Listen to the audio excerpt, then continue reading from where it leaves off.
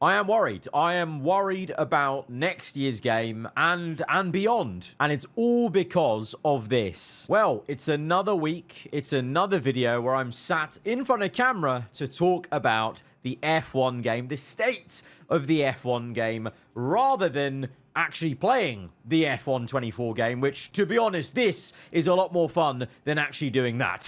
And to be fair, it does seem like the hot topic right now within the F1 gaming community, with I'm seeing various fellow content creators making various videos, giving their take on the state of the F1 game, or, you know, going through people's feedback of bugs and issues right now from social media and kind of putting it all into one video and one package, or speaking about the update. So it just seems like this seems like the perfect time to still carry on that conversation, because I feel it's a conversation that we can't just be having now here in September 2024, and then it just goes away, and when we just don't talk about it, and then we all get our hopes up again, or, you know, kind of just forget these discussions next year when we're talking about F1 25. Because I've come across something recently that's got me a little bit worried, a little bit concerned about what is maybe being cooked up for F1 25, or just general future plans for this F1 franchise if it is to continue past 2025, basically. And it's this, the Codemasters careers/jobs page. Because if we scroll down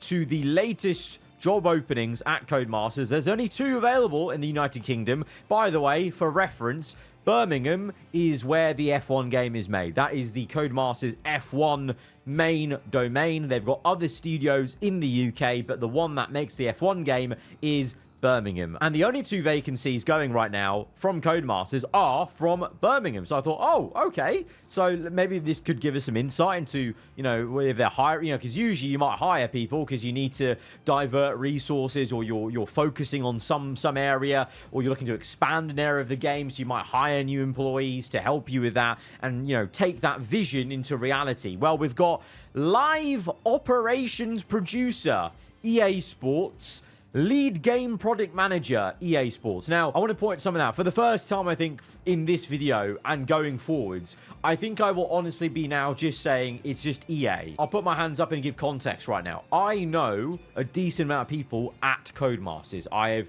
had the pleasure of talking to them about the game, working with them in some sort of creator capacity in previous years, you know, from the, you know, top people at Codemasters, all the way to just like, you know, just general, you know, community managers, you know, marketing, whatever. And I know so many of them are a good bunch of people, and they're F1 fans through and through, and they want to make the best F1 game possible. And honestly, to echo this sentiment of many creators, I feel, in the last 2 weeks of discourse, they were cooking up some good stuff in F1 2019 into 2020. That was a solid foundation. You know, when they signed to extend their contract to 2025, the game was in a good place. This article released October 31st, 2019. So F1 2019 had been out for a while, and obviously we didn't know what was to come in 2020 with everything that happened in the real world, but also we didn't know what was going to happen with the introduction of My Team. Like, we literally had no inkling. There was no leaks. There was no hinting that we are going to get My Team career mode, but the game was in a good place. F1 2019 is actually a really solid game. Like, when you really go back to it and deep it, it had that little F2 story mode. The racing was good. The AI were good and fun. The cars were consistent. Online seemed in a much better, fun place, an enjoyable place to be compared to what it is now. So in general, every part of it had classic cars. It had classic cars. It had shortened versions of circuits. We had shortened Japan, short Silverstone, short Kota. The F1 2019, honestly, when you really deep it more and more, was a really strong base game, and they built upon that in 2020. EA then comes in and completes a $1.2 billion acquisition of Codemasters, hoping to revolutionize racing games. I'll come back to that word, revolutionize. Now, unfortunately, in the way the entire gaming industry, I'm not even just talking racing games, I'm talking outside of our bubble, you know. Hopefully, some of you are just general gamers. You play other games other than F1. I certainly do. And I've seen other game franchises face the same sort of revolution that EA wanted to bring to the racing game genre. But they completed it. This is dated February 18th, 2021. So F1 2020 was out already, and F1 2021 had pretty much already been made. Like Feb, they're probably starting beta tests. So EA had no influence on F1 2021. Even though it had EA on the box, all they did was publish it, because they really couldn't have had any sway on what F1 2021 was doing. So really, it's from F1 22 onwards where EA had some say, had some influence. So ever since then, F1 22 onwards, things have not been that great. Coincidence? Maybe, possibly. Obviously, things like the real-life season, maybe, being very stale in 2023 has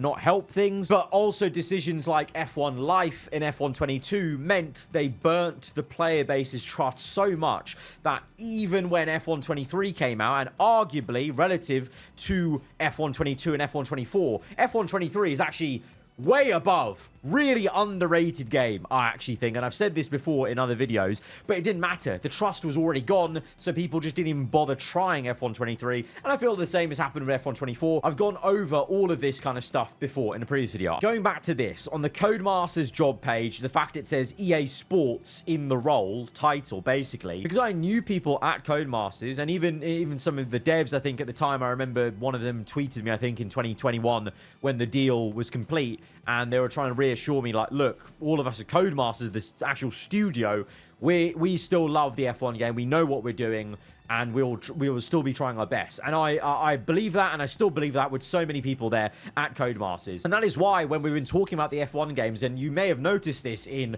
launch phases of the F1 games or other stuff, I've always still kind of just used the word Codemasters instead of EA. Because to me, in my mind, it's been, okay, Codemasters make the game, and EA publishes it. That's all they kind of do. They publish it. And you know what? I think it's time for me to stop sipping the Delulu tea going on here, because clearly EA has more of an influence than I'm willing to believe in. Okay, Codemasters still clearly make the game. The people that I know are still there making the game, etc. It's still got, for goodness sake, the same game file structure it always has been for like the last 8 years, which is a whole different kettle of fish. But clearly, more and more, EA are having an influence on the way Codemasters operates. Maybe decisions they make, maybe people they're bringing in, maybe new jobs they're creating, like these. Live operations producer. Might be thinking, what is a live operations producer? Well, let's have a gander here. Live operations producer, EA Sports, location Birmingham. So where they make the F1 game. So we've got some spiel about EA, going on about them, Codemasters, what they do. And then, so this is the first bit of like the inkling of what this job entails. Working on our F1 franchise, our live operations producer is important to bringing out our post-launch game vision to life. So this job title, live operations producer, is a job role purely about bringing a post-launch game vision to life, i.e. a live service after the game is launched to life. I.e., did you realize that when that update just came, 1.10, they touted it as Season 3? I didn't even know we had a Season 2, to be honest, but they had a Season 3. And in all their blogs, they were saying this is Season 3 of F1 24's live service. That's what they were actually name drop calling it, for I feel like the first time, really, because before they just said F1 Life, F1 World, Podium Pass season. Now they're just saying it's live service. So this is about bringing the post-launch game vision to life to produce engaging content that our players will love. But the engaging content is post-launch game vision. So the engaging content, it's nothing to do with what the content is at launch. It's about post-launch engaging content. So very much a new job role focusing on trying to bring more to live service, which I think I'm safe in saying, to speak for the majority of the player base, no one's asked for that for the F1 game. No one. F1 has typically always been about You ship it, it's a good career mode, you can play it for a while. You ship it, it's an okay online, you could probably play online if you like that kind of thing. You ship it, you play esports, you're probably going to try and, do esports for the whole year. That's kind of the thing. And I know, this is maybe, the whole point of these kind of things, for EA to come in, think outside the box, Like it said, revolutionize racing games. But revolutionizing racing games, all that means, it seems, to EA is producing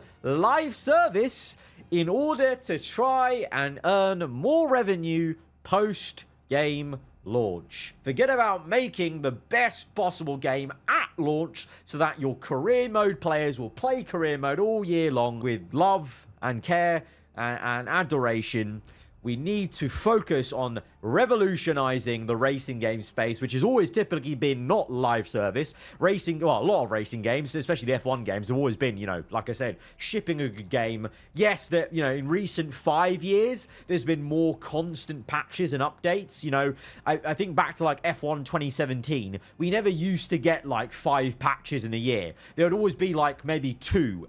And after the year it came out in, you just wouldn't get a patch. Whereas now, we could go into 2025, and there probably will be another live service season for F1 24, another patch to do something. But we never used to get that with the F1 game. So, that's obviously good to fix bugs, but in another way, it does open up the door for them to try and push live service as the patches come out. But that is what their revolution basically seemingly is about. And we're seeing it here with live operations producer. Responsibilities: coordinate with key stakeholders to develop and then implement a post-launch live services plan that aligns with our brand and product requirements. Product requirements being probably, getting to XY revenue targets, I assume. Manage the daily works of the cross-discipline F1 live ops team. So clearly there's so much work going on live service on the F1 game. They've got a live ops team. Already, as someone who's just not going to play a lot of live service, I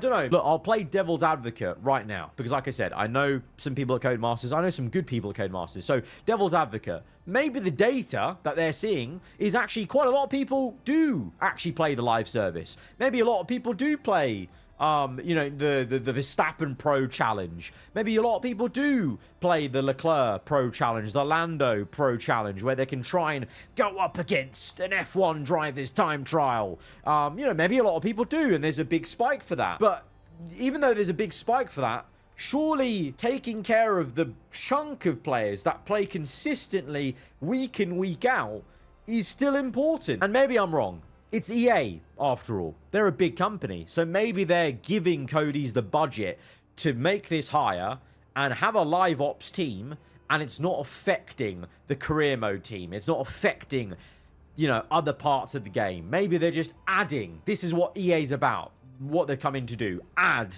to Codemasters. I hope I'm right in that case, because it would be a real shame if resources are being taken away from other teams to add to the live ops team, because I feel like they need to have majority of people working on career mode, working on my team. That is still to this day the majority reason why players play the game. But yeah, they're working with our product manager analysis to identify product opportunities and ensure effective reporting, provide regular reporting of live ops progress to the development team, collaborate with members of the F1 dev team to provide feedback on the live service outcomes, and ensure future live service requirements are identified and factored in to the live service plan. There's a hyperlink. I don't know what that's for. Okay, that is just a...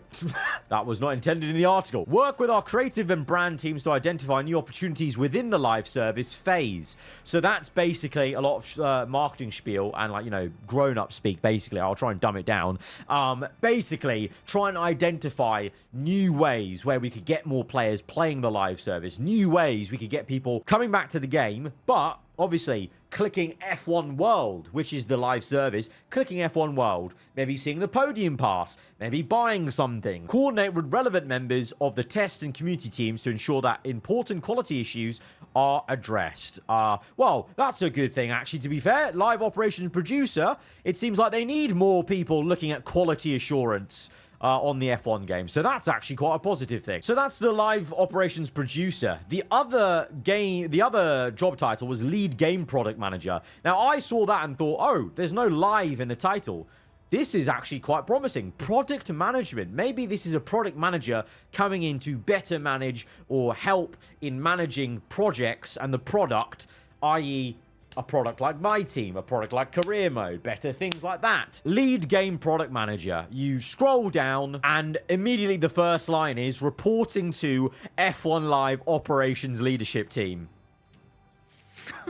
Okay, cool. So the new product manager is just going to report to live operations. So these 2 new jobs, all just for live service. Those are the only 2 new jobs they are hiring right now, is for live service. Now, don't get me wrong.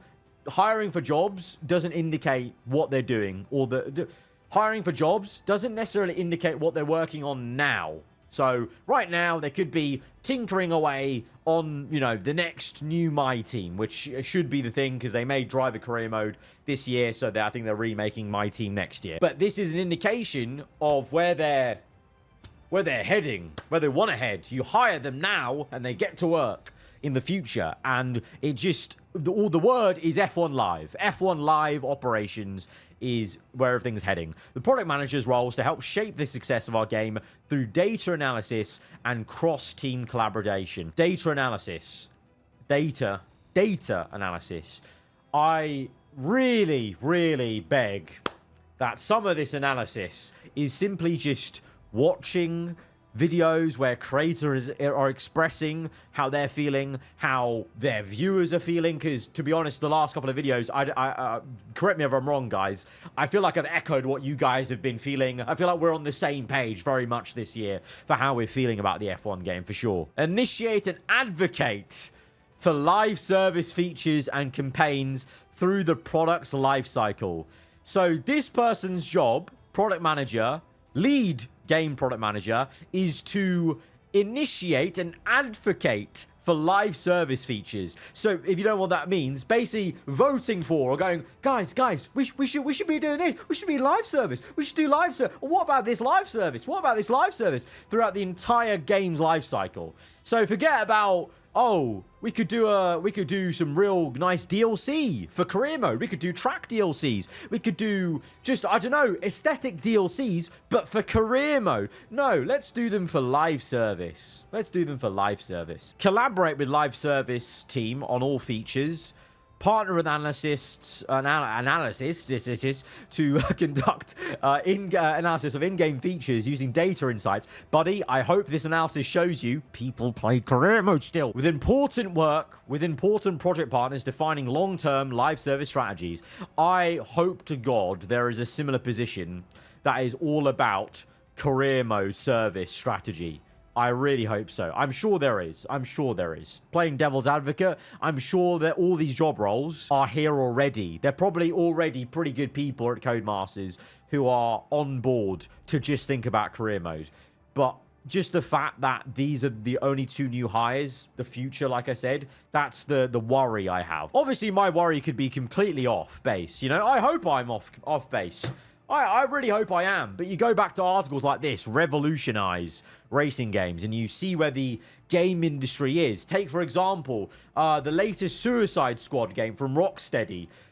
Absolute dead in the water live service game. This is a studio, Rocksteady, that made those banger single-player Batman games, and then they come out with this turd of a live service Suicide Squad game. We've got PlayStation fumbling with Concord, spending millions and millions of dollars on Concord, a live service shooter that no one is interested in playing. It's honestly baffling sometimes that some of these bigwigs just don't actually see that there is so much value still in single-player experiences. Single-player experiences that people will love, maybe not for as long, over a year, but passionately for those hours they play it for. Some of my favorite all-time games are single-player story games. And the F1 game, obviously, is a racing game. But as you guys well know with my content, and maybe this is a good insight to why I love doing this so much in my videos and why I love that aspect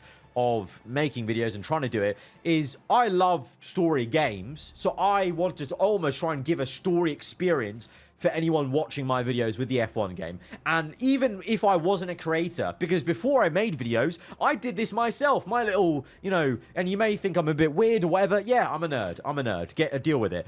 I used to play F1 2010, and I would make up these little stories in my head of me versus the Red Bulls of Vettel and Webber, and we're going against, and I'll just make my own little world in my head to make it more enjoyable of, I'm excited to get onto the game, play this race on career mode, and, that's why I want to hop on. I don't want to hop on because, I can do a time trial, and I can get the latest really mediocre livery on podium part. I just know that's not what I'm playing the F1 game for. And, maybe someone at Cody's that I know will see the video and tell me off and tell me, you're jumping to conclusions. Maybe I am. I'm just passionate. The reason why I've made now 3 videos about this, and maybe now it sounds like I'm being constantly negative about it, is because I just love the games. I love these games. I love them to death. Obviously, yes, it's part of my job, but even if I wasn't doing this as a job, I love the F1 games. I love F1,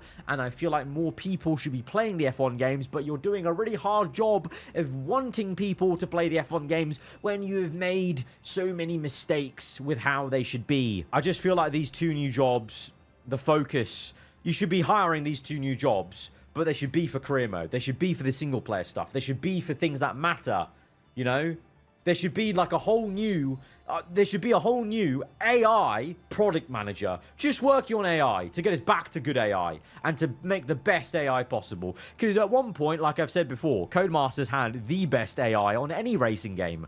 Literally any racing game. The F1 games had the best AI. So, yeah, that's why recently I've been concerned, coupled with, what we've seen with, this. Did you notice, by the way, guys, they're really pushing live service so much because they changed the game cover on Steam. When you boot up the F1 game on Steam, I don't know if this is just for me, but you see this cover, or you see a really ugly grey cover with 3 tiles, and the 3 tiles have like these things on. So they're really trying to push, Season 3. They even have Season 3 on the main menu, for goodness sake. That's there. It's like, you're really trying to push the live service bit. And it's just like, it's just not the game for it. It's just not the... It's like that meme. We don't do that here. We don't do that here. We shouldn't be doing that here. And maybe that's me being stubborn about, we don't want, we need to grow the game or whatever. I don't think that's how you revolutionize the F1 game. I think you revolutionize the F1 game by maybe taking some of those characteristics and putting them into game modes that people like. Use some of this expertise of live drops, DLC, live service stuff, but try to think outside the box, about implementing it. How can we implement it into career mode? How can we do like live drop DLC for career mode, like with tracks or actual good liveries you'd want to do? If you won't give us tools to do manual driver transfers, maybe, certain points in the year, you have the opportunity to accept a new DLC, a new addition to your career mode save, where it does some crazy transfers for you once, because they're chosen by Codemasters. Just use some of this, some of this effort into things that actually matter, that F1 fans care about. Like, if you took a survey, I just don't think many F1 fans would care about live service. I honestly just don't. I think F1 fans, racing game fans, are quite simple. You just want a good racing game that works consistently for single-player people, at least I can only speak, has fun AI, has a fun career mode that you can play for multiple seasons and not get bored. That's all we want. That's all we want. But unfortunately, EA's EA. The world is the world. The gaming industry is the way it is right now, where they obviously want to make as much money as possible, even if it's to the downfall of just shipping a great game that's just great as it ships. So yeah, that's been my little ramble on the F1 game for this week. Apologies if it's ended up being quite a long video, but we really got into it basically to discuss my worries, and let me know what you make of it all. Yeah, live service, get ready. I think we're going to be hearing a lot of that in the future. I think we really are. Right, if you enjoyed it, hit the like button, let me know what you thought in the comments below, and I'll see you guys around. Get subscribed for weekly Formula 1 content. Goodbye.